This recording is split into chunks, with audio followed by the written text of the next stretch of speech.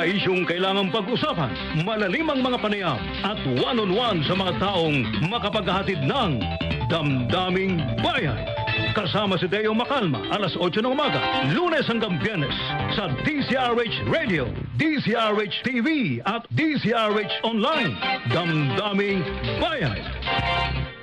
Mga balitang gigising sa inyong umaga. Mga balitang kailangan mong malaman. Mapapakinggan sa ACS Balita. Kasama sina Anthony Taberna at Jerry Baha. Lunes hanggang Biyernes.